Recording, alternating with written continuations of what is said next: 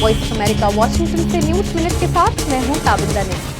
अमरीकी सेनेट में इत्तफाक राय न होने की वजह से अमरीकी खुफिया एजेंसियां इतवार की रात उस इख्तियार से महरूम हो गई हैं जिसके तहत 11 सितंबर 2001 के बाद अमरीकी खुफिया इदारों को अपने शहरियों के फोन रिकॉर्ड्स के हुसूल और निगरानी का इख्तियार हासिल हो गया था।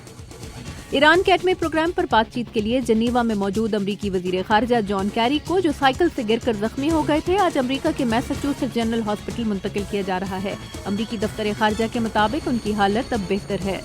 शमसी तवानाई से दुनिया का चक्कर लगाने वाला सोलर इम्पल्स नामी जहाज चीन के शहर निंजियांग से इतवार को अमरीकी रियासत हवाई के लिए सफर शुरू करने के बाद खराब मौसम की वजह से जापान में उतार लिया गया है। जहाज ने मार्च में अबू धाबी से सफर शुरू किया था। बांग्लादेश में 2013 में गारमेंट फैक्ट्री में आग लगने के वाक़े में 1100 हलाक शुदगान के कत्ल की फर्द जुर्म 41 अफराद के खिलाफ आयद कर ली गई है।